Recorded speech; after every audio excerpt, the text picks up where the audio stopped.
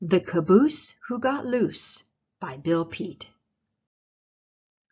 When Katie Caboose rambled down the train tracks, the engines were steamers with puffing smokestacks. She was a caboose who disliked being last, with an endless black cloud of smoke rolling past. "It's not only too smoky," the caboose would complain. "There's the jerks and the jolts of this noisy freight train." The engine up front always wore a big smile as he lumbered along for mile after mile. He was proud of his being so powerful and strong that he could haul a freight train 100 cars long. So on he went chugging, no worry or care, leaving Katie Caboose in dark clouds of despair. Katie had little hope she would ever get loose, or ever be anything but a caboose.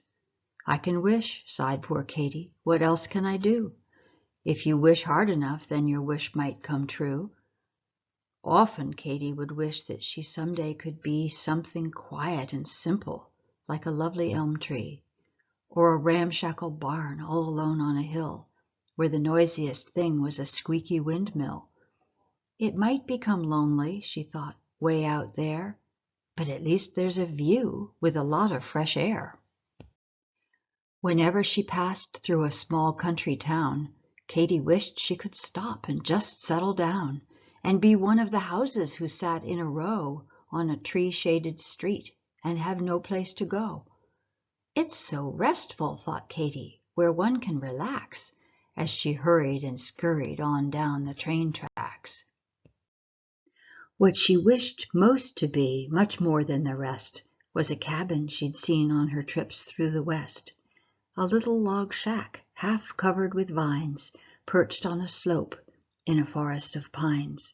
How perfect, thought Katie as she hurried on by it, to live there in the trees where it's peaceful and quiet. But all the caboose could look forward to was a deep rocky canyon the train traveled through, where huge boulders leaned way over the tracks in towering, top-heavy, gigantic stacks. What is holding them up? Frightened Katie would wonder, as the earth-shaking train went rumbling right under. If one should come loose and fall down upon her, it would squash Katie flat, and then she'd be a goner. If she didn't get squashed, there was more to be dreaded up the winding steep grades where the engine was headed. High up in the mountains were terrible ledges, where the track ran along only feet from the edges. The view was breathtaking, but after one look, it was so upsetting she shivered and shook. If she slipped off the track, then down she would go, to be smashed into bits on the rocks far below. Then poor Katie received even more of a fright from a smoke-blackened tunnel as dark as the night. And she crept through the tunnel with a horrible thought that far back in the darkness she'd suddenly be caught by caboose-eating monsters who lurked all about. They would gobble her up before she got out. Her trips always ended near a city somewhere, way out in a freight yard with smoke clouding the air, where a turmoil of trains made a great noisy rumble on crisscrossing tracks, an impossible jumble. The train came to a stop, and the cars were unhitched. Then off to a side track the caboose was soon switched, where Katie could sit and take in the fine scenery, with such lovely sights as a load of machinery, coal cars and flat cars, lumber stacked on their backs, squealing carloads of pigs with snouts poking through cracks. They always left Katie in the midst of it all, while the engine received a complete overhaul. The huge engine at last had run down from the strain from the 10,000 miles he had hauled the long train.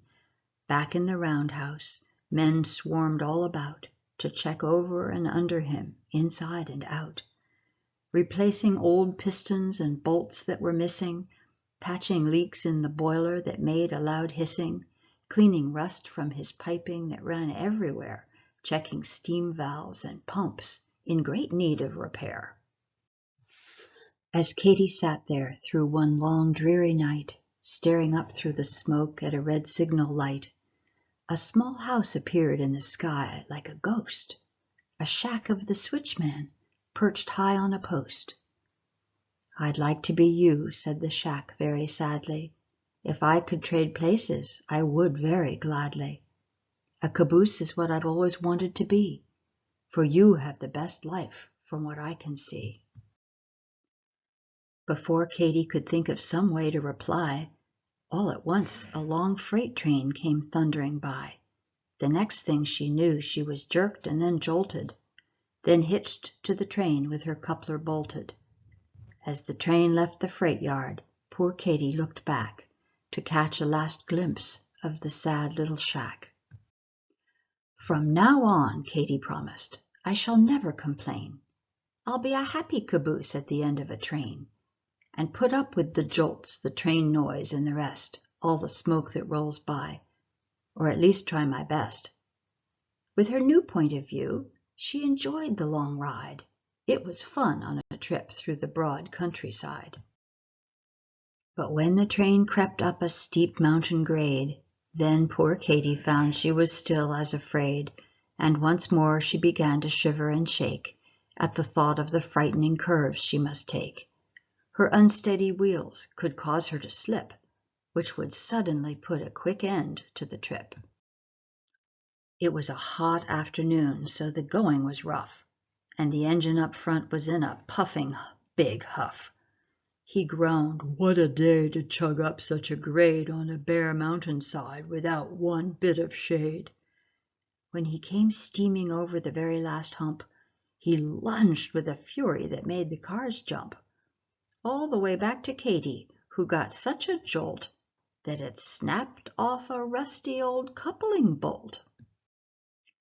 She was free of the train. At last she was loose, and away down the track went Katy Caboose. On down the grade she flew, faster and faster, straight for a curve and certain disaster. When Katy hit the curve, she took off like a kite, high over the treetops on her first and last flight. That would quickly have ended poor Katy Caboose if it hadn't been for two towering spruce. The caboose became caught in a very tight squeeze between the tall trunks of two evergreen trees. At first she could hardly believe her good luck. What a wonderful place it was to be stuck! She thought she was dreaming. It couldn't be true. Here she was in the trees with a beautiful view. "It's so perfect," sighed Katy. "Yet I'm really not free. I know sooner or later they'll come after me." And then, sure enough, up the mountains that night came a train with a crane and a powerful light. "She could have gone leaping off here," came a shout, like a great glaring eye. Then the light searched about. It flashed past the trees, down the steep rocky bluff, and it searched high and low, but not quite high enough, or it would have soon spotted the missing caboose. But all they could find was a startled bull moose. "Let's all call it quits," growled the boss of the crew. "For all that I care, she's in Kalamazoo." Katy stayed in the treetops, and no one ever found her, except for the squirrels and the birds all around her. At last she was free, just as free as the breeze, and how Katy did love it up there in the trees. And indeed, oh indeed, oh indeed, Katy did. And that's the end of the story. With love from Nanny. Bye. Good night.